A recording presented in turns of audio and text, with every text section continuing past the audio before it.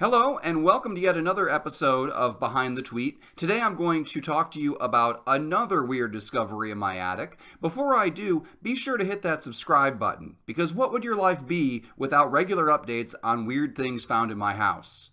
Well, your life would probably be rich and fulfilling. Subscribe anyway. Make your life a little bit worse and mine a little bit better. All right, so the contractors were up there this week and they made a discovery. Let me just read you the tweet about it. My contractor found a note in my attic. It was written by a kid who was afraid of flunking geometry in 1916. Generations may come and go, but school anxiety is forever. And the note is written on the slip of paper from a 6 o'clock coffee contract. I could not read the cursive handwriting on here because I'm only semi-literate, and also it's old and ornate. And words are hard. I might be an English major, but hey, that doesn't mean I can read. So here is a translation by Misty Mills on Twitter. Her handle is @limelight, Litela. So thank you for that, Misty. And here was her translation. How on earth did you ever get such a cold? That is too bad. I wonder what I will get on my card in geometry. I hope a better grade than last time, but I don't think I will. I expect to get about 50. Doesn't that look encouraging? Well, I'll say, hope you have a good lesson, but don't see how you could sing with such a cold. Lovingly, Peggy. And then on the flip side, don't you admire my stationery? Ha ha. At least she was laughing at it as she flunked out of geometry and ruined her life.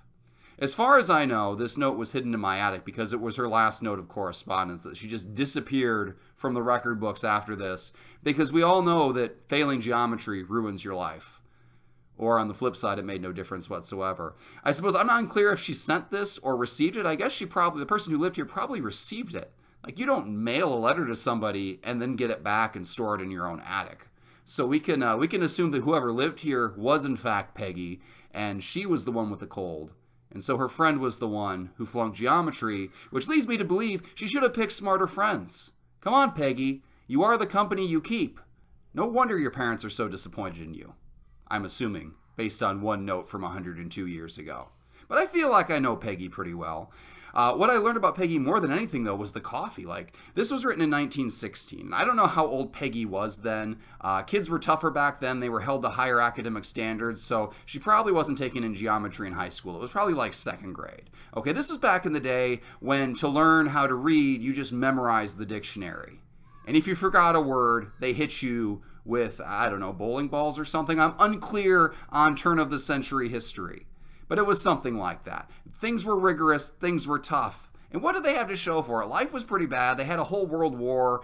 You know, clearly academic standards don't matter that much. Life is better now and nobody knows anything. But let's focus on this coffee thing here. Okay, this coffee slip is kind of disturbing. So this kid has this. I'm going to go ahead and assume it was hers personally and not her parents'. It's from 6 o'clock coffee. Also the Franklin McVeigh and Company, Chicago. I don't know if 6 o'clock coffee is the brand. I don't know if Franklin McVeigh is the brand. I Googled it. None of it exists, which leads me to a couple important points. One, they probably didn't have Google back then. I don't know when Google was founded.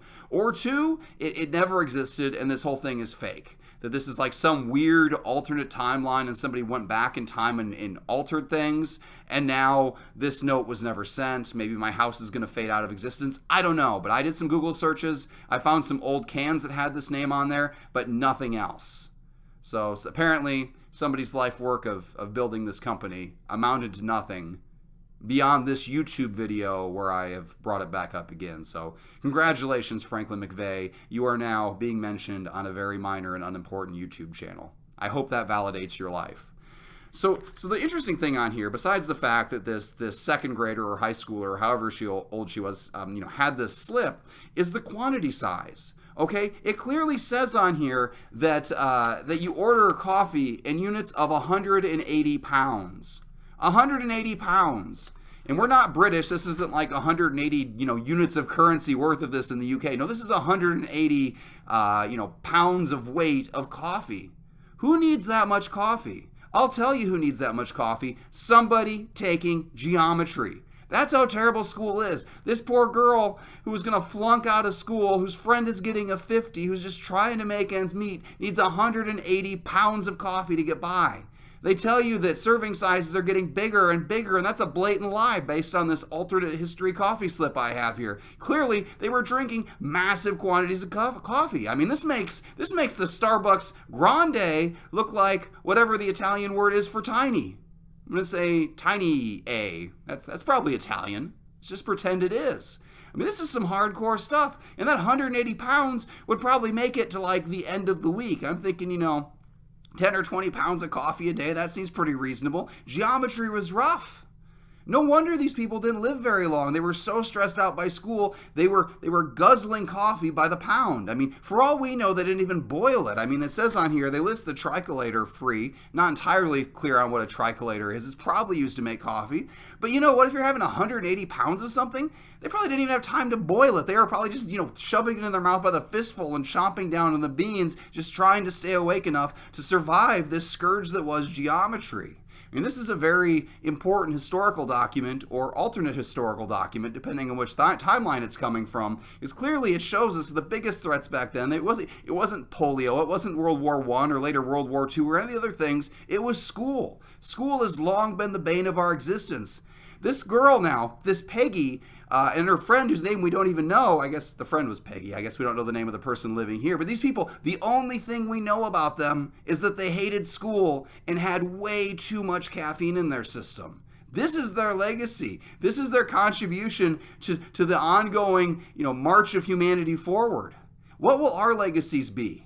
Will we be remembered for getting a B in math sometime, or a C or a D, or however we did? Or are we going to accomplish something more meaningful? Are we going to go on and do great things like drinking smaller quantities of coffee and maybe not taking geometry at all? Maybe it's for us to define how we want to go forward as a species.